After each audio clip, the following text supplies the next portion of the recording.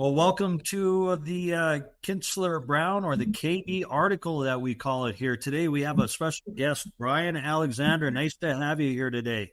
Absolutely. Thanks for having me. And everybody knows Chad. He's my cohort here. And another episode. We try to help people optimize their financial growth and well-being. And that's what, so we brought in a specialist today, Brian. Nice to have you here.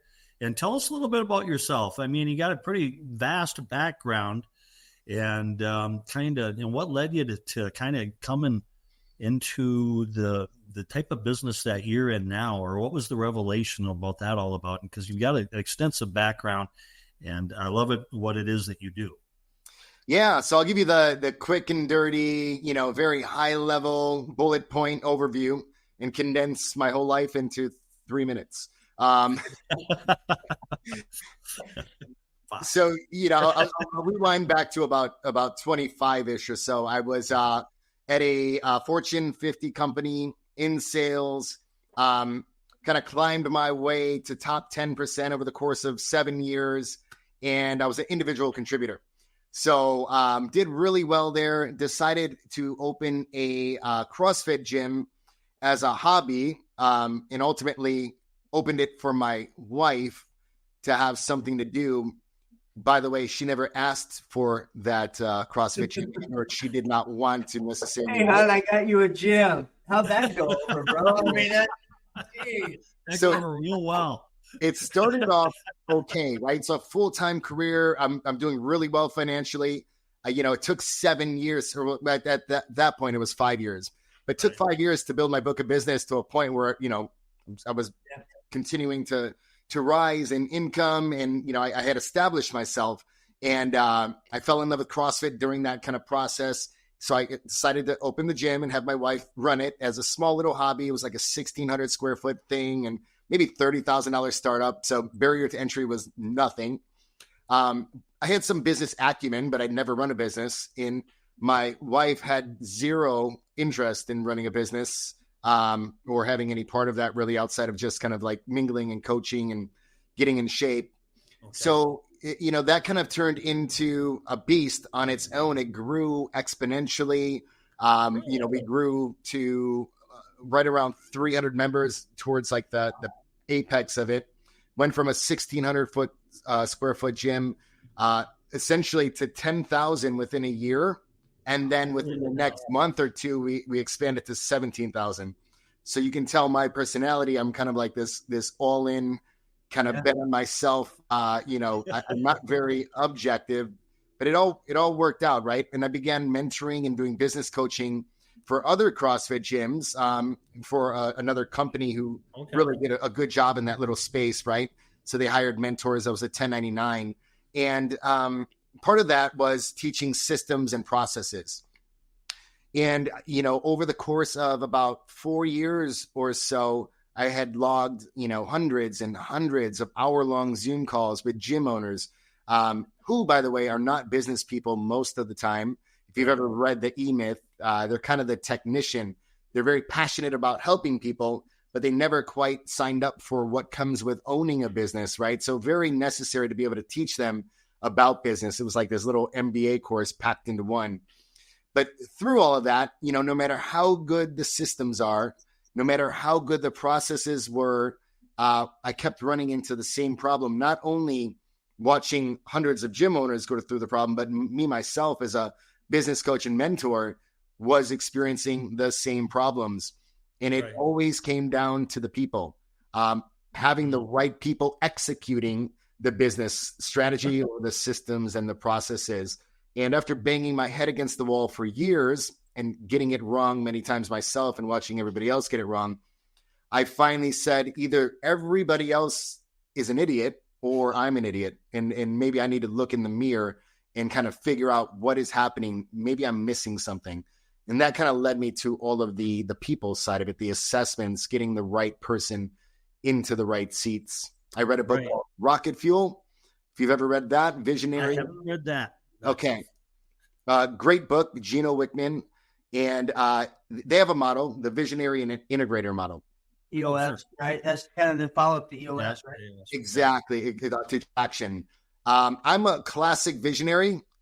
I'm somewhat proficient at being an integrator, but I'm miserable in that space. So I learned a lot about, like, that book connected a lot of dots for me to say, you're a visionary, trying to do both, which is not good. And you're taking yourself out of your strengths by attempting to do both. And it's affecting everybody around you. So I even got that part wrong. And then I got putting the people into the right seats wrong. So a lot of pain, as you can imagine, and I'm sure any business out there has experienced the pain of taking somebody, whether it's a new interview or a new candidate who's showing all the potential, saying all the right things. You're like, God, this person's going to be a rock star. And then on like day 91, they come in and there's somebody else, right? They're completely different. Right. You're like, what happened there? Like, this person was supposed to be the game changer for me. And then day 91, we call it the day 91 syndrome. They show up as somebody else, right? Yeah. Right. No, we've been down that road. Believe me, it's a challenge. I think every small business owner goes through. It's like, okay, you finally got the systems and the process, so now I just need the people, and then that people are hard to find, right? And it's it's not funny, but it's it's a very sad story. We've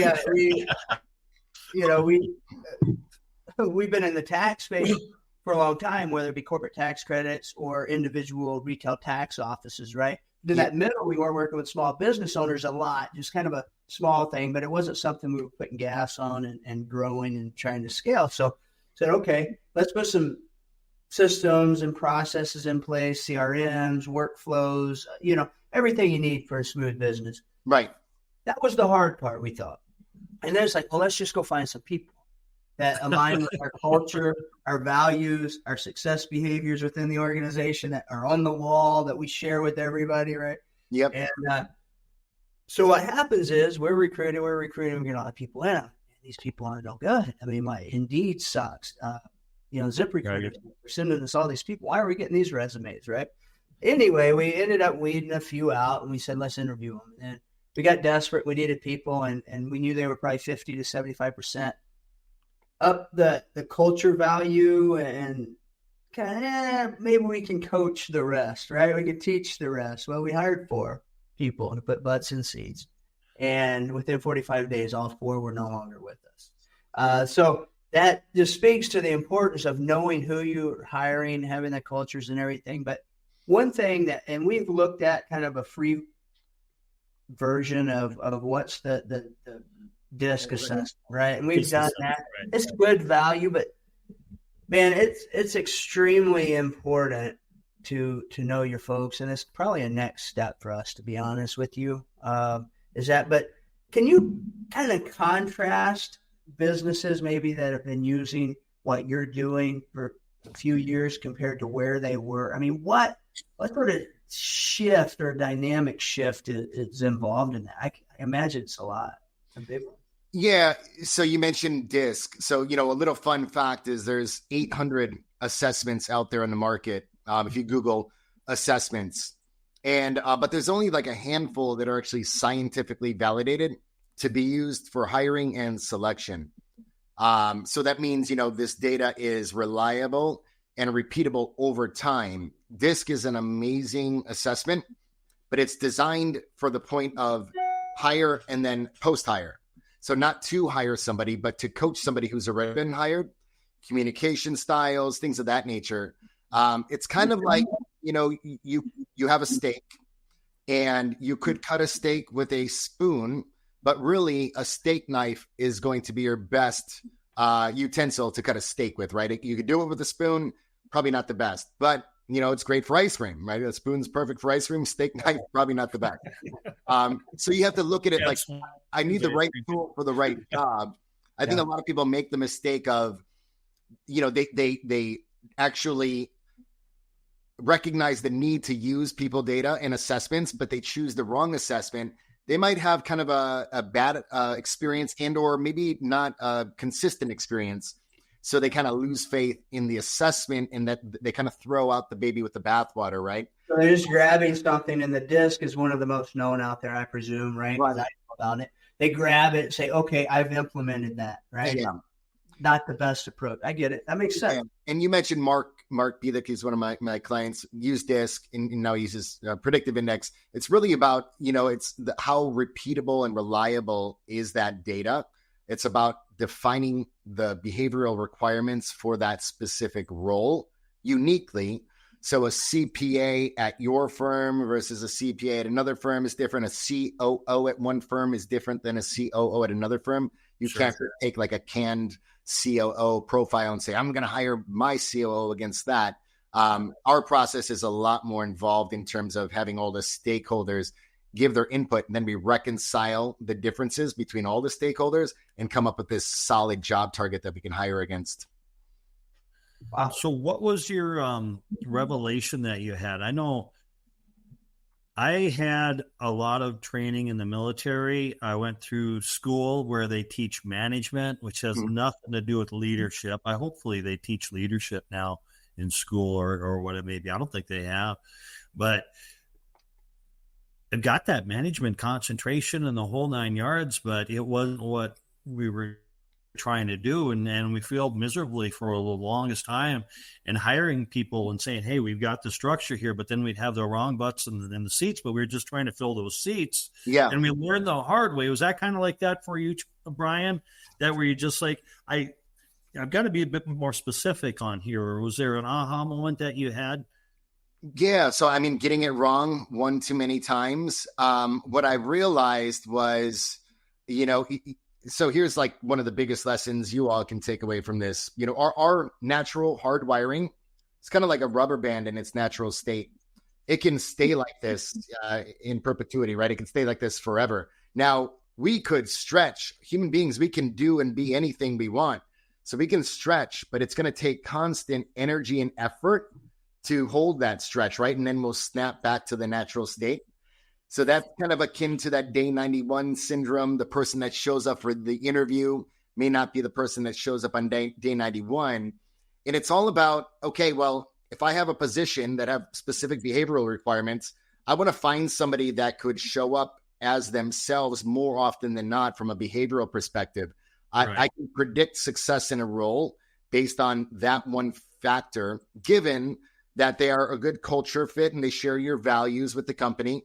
And then you can argue skill set in certain specific roles, experience, knowledge, training, skill set matters. In other roles, for example, in sales, that's the least important thing. You can actually take a blank slate as long as they're wired for that sales role and they align with the culture. And you can knock these people out all day long and replicate them and clone them. So my big aha moment was I'm not very detail oriented.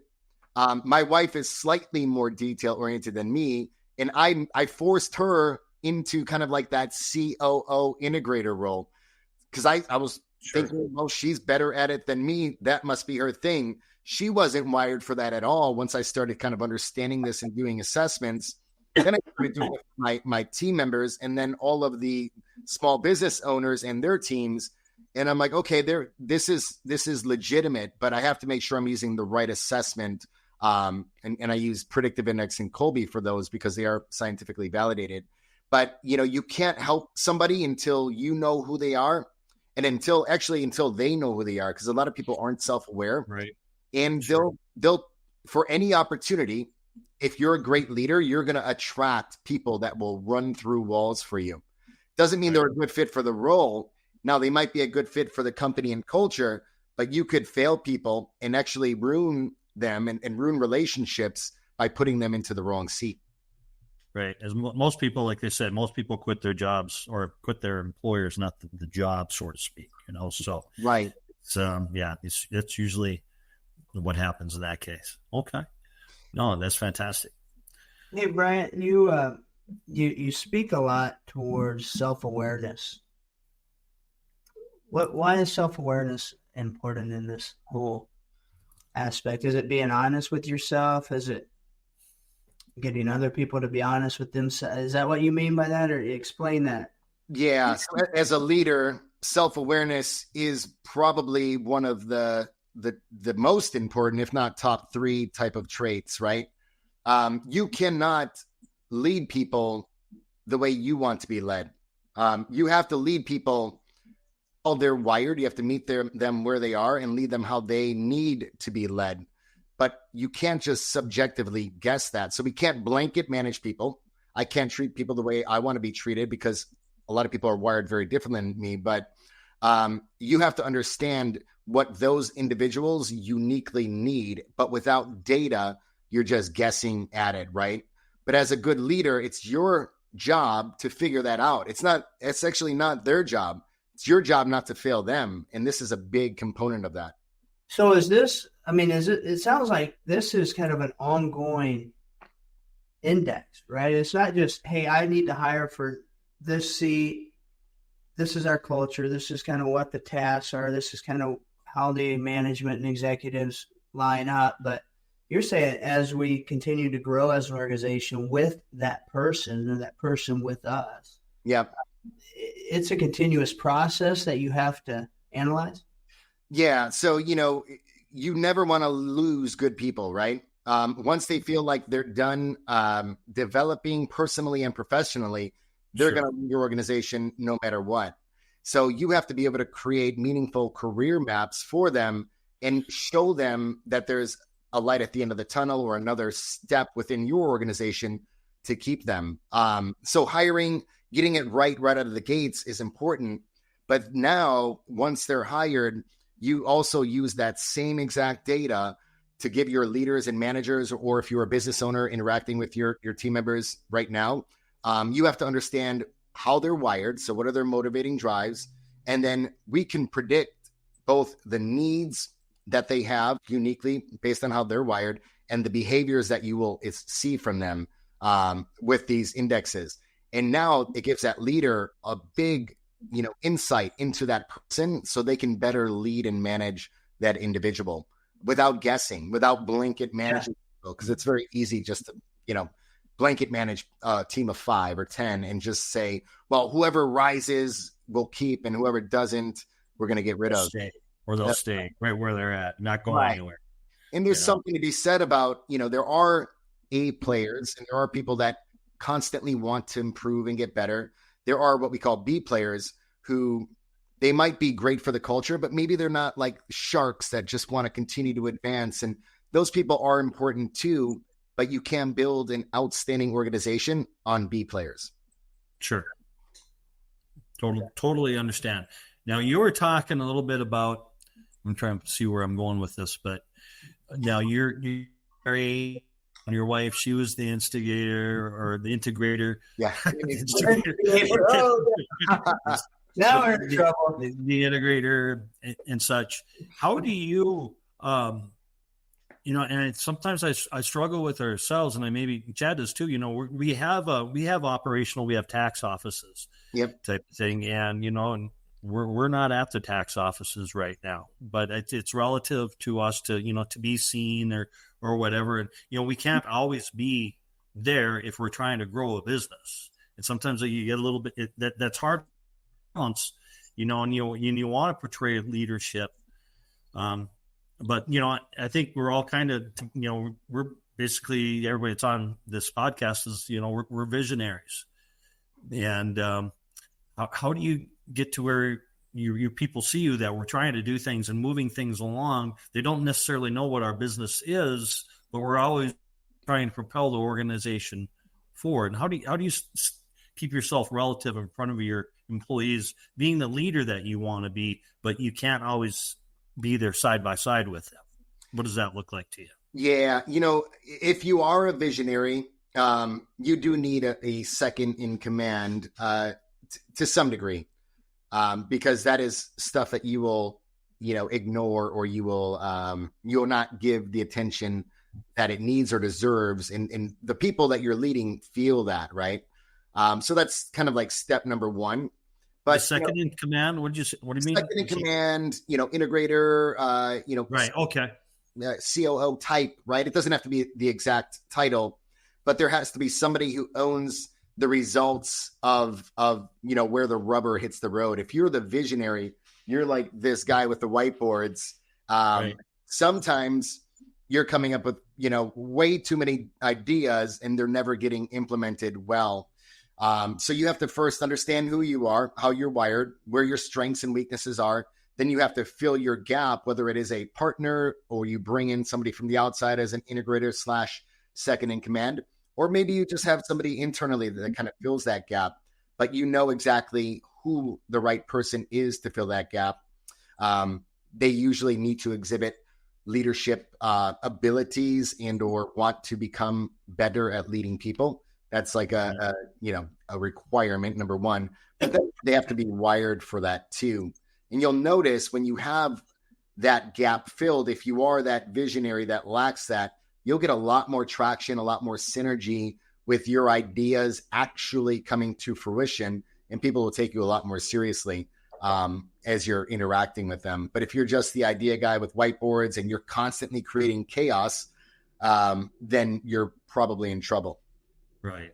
Yeah. Right. No, I can definitely speak to that, man. I am, I'll be honest with you, the last year or two, I've really come to know who I am and what I'm passionate about and what I think I'm good at. And I'm a visionary that pretended to be an integrator for so long. Yeah. Because I needed to have my finger on the pulse and control it. And I thought I was the only one that could control it to a high level in many very aspects of our business. So that what you're saying has kind of hit me right upside the head, because there's so many ideas and thoughts and things that we come up with, and we put it out there and the whiteboard, and we create chaos. And the reason we create chaos is because we throw this idea out there, we put it out there, nobody picks it and runs with it. It's just they're floating around in a world of uncertainty, right? And it confuses the shit out of people. And so they want to go somewhere else where it's more certain. Yeah. And that's there's a vision, there's a future, there's a something, right? Yeah. This guy just throws pretty pictures up on the whiteboard and nothing ever happens. So I can predict who thrives in chaos, and I can predict who is paralyzed by the chaos that person creates based on these assessments. Sure. Very easily, right? I'm looking at my phone, not because I'm ignoring you, because there was a funny but very meaningful quote. John Paramore put this on Facebook. He said, "A leader that thinks they thrive best in fires will often become an arsonist in times of peace." So visionary leaders and founders tend to get bored at a certain point, and they outstay, I guess, their useful welcome. And then if things are too stable, they begin to create problems to solve, right? But it's within their own company. And I've done it myself, and I see other entrepreneurs and business owners do it as well. And there's a reason why, like, a founder can only take a company so far.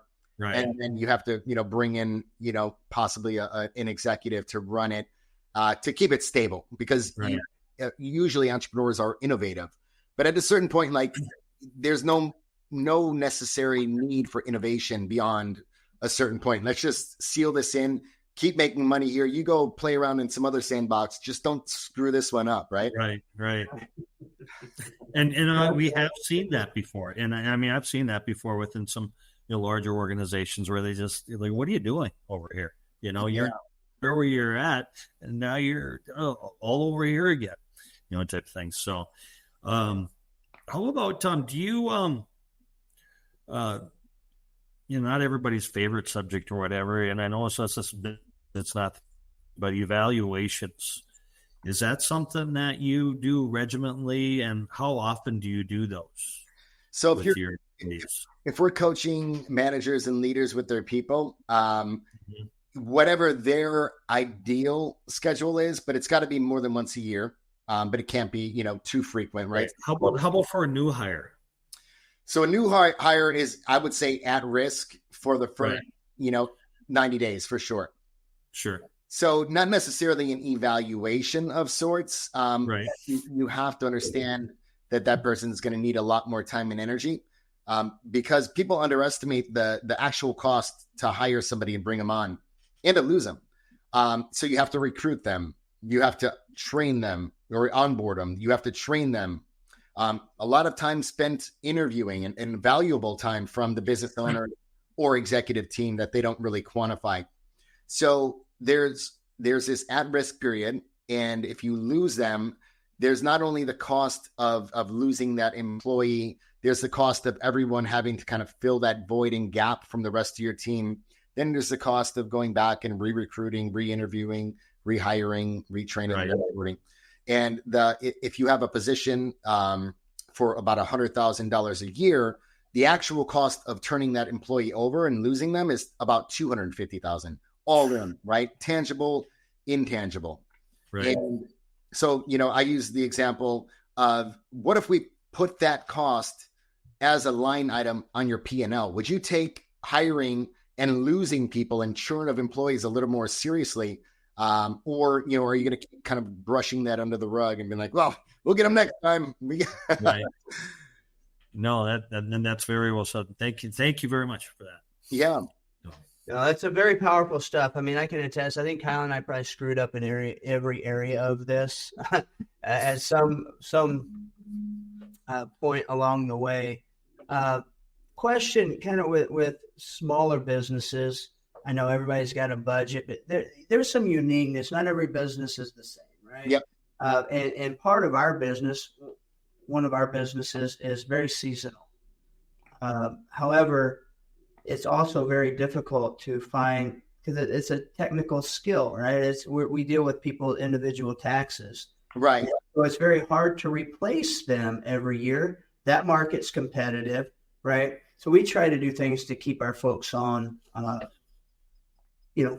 full-time basis in other works and other businesses that we have. Is there a portion of the index or your study that says this person is very comfortable in a part-time seasonal role versus a full, or is that more of a, because we don't know who's going to come back from one year to the next, and some just they just religiously come back every year. It'd be nice to know who they are, and who you need to really worry about keeping on or keeping them gainfully employed all year round. Right. And you might not need to do that if somebody's already to you, year after year. Yeah. Is there a line item for that? Yeah. There really isn't. I think that's kind of like a preference. It could be, some people have different values. Maybe they value seasonal, but they want to travel on the off. I mean, everyone has different kind of preferences, right? more of a demographic type thing if you're looking at maybe retirees, stay-at-home mom. So we need to target them versus a predictive index or something that might. Right. I was hoping there was a golden egg in there, man. No.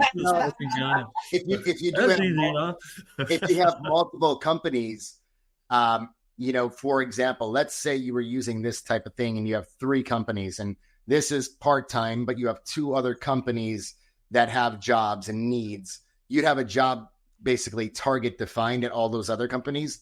And you can take that one great seasonal employee and see if they align with any of those other jobs. Sure. And then say, well, you're wired for this. Would you like to see if you might be a good fit for this opportunity? But that's kind of, the best you can do with that scenario. Yeah, no, that's good stuff. I mean, that's kind of that's kind of the approach that we've taken. If back to the whole budget thing with small businesses, there's a cost to this. It's an investment. There's a huge ROI. I can predict on what you do. Right. Still, folks struggle from a cash standpoint making it happen. Yeah. To get them over that bridge, what are a couple of things you would suggest businesses that, because a lot of our listeners might be just starting up, not in a position where they have the cash flow resources to invest in the index or the study like yours. One, describe how that process works. How do we invest or make this happen for our business?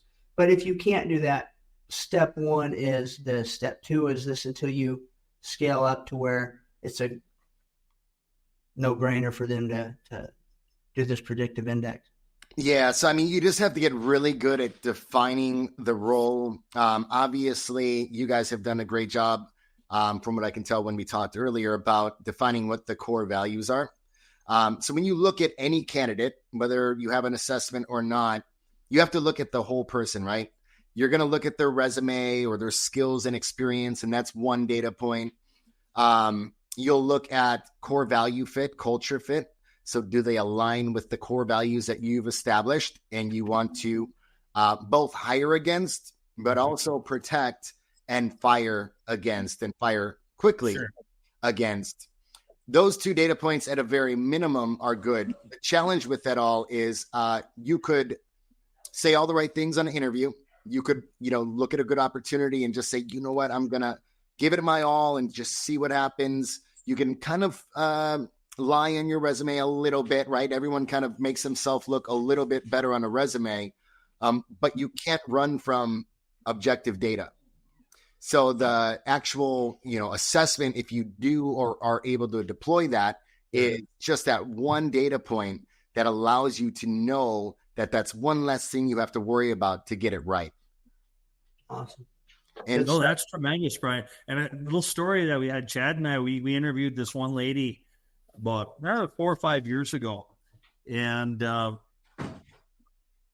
expectation, she had a pretty decent resume or what it may be. She came in, and by the time she was done with that interview there, it's like, oh, she blew our socks off. She was just like, my goodness, she was great.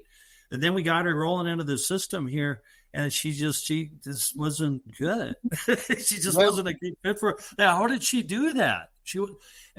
We discovered she was a professional interview taker because she was a professional candidate for pageants. Or whatever it was. Get her in the interview, because she was working. She did, but listen, man, I can't blame her for everything. You and I hire everybody, bro. For that, it was wow, everybody's a good fit. Now we run them through a ringer before we actually sit down. And that's the thing, right? So we tend to like the people that are most like us, but our most fruitful relationships are people who are not wired like us. And it's just the lens that you view the world through. And we need that type of diversity of thought, right? It's so important. Yeah. Well, that's good stuff, Brian. Where can folks find out more information about this? So either on Facebook, LinkedIn, just look up Brian Alexander, or readyaimclimb.com. That's my company. You could take a free predictive index assessment on there. I can send you a 5-page report kit, and you can kind of get a feel for how it breaks down motivating drives, needs, and behaviors. And then from there, we can always talk about what it looks like to hire somebody. But I'll tell you what, the cost, the lowest barrier to entry to hire is right around $2,000. The cost of getting it wrong on a key position is a lot more. So just something to kind of take a little bit more seriously. Yeah. Hey, before Kyle wraps us up, I got to hit on something. You just said ready, aim, climb. A lot of folks say ready, fire, aim. Yeah. So I'm sure there's some context of why you put that in your tagline. Yeah. I mean, with what we do, we usually want to engage with people who are ready. They want to kind of be in a category of one, whether it's in hiring or on the business side of the house. Aim, measure twice, cut once. Let's define where we're going, and then let's go. Let's not kind of get that all in reverse and try to make up for it. I've done it the other way, and it doesn't work as well, and it's very stressful. Yeah. All right. Good stuff. No, it's a fantastic show. Take it from Chad and I that what Brian is offering is of most value to your business. Don't wait 5, 10, 15 years to figure out why people are leaving you, and they're just not the right people in the right seats. Get them in the right direction to help propel your organization forward. Because when you do have people in the right seats, it makes your job a whole lot easier. You can sleep at night. You can go places. You can do things, but they got to be the right folks in the right seats. So, and we've got your contact information, right, Brian? Yeah. And we're good to go there. And do you have any closing things that you want to ask there, Chad? Anything more there? No, I'm good, man. We're all good. So, all right. Well, thank you very much for your time today, Brian. It's a pleasure meeting you. And I love it, what it is. And we love what it is that you're doing out there. So thanks for having me. All right. Thanks, everybody.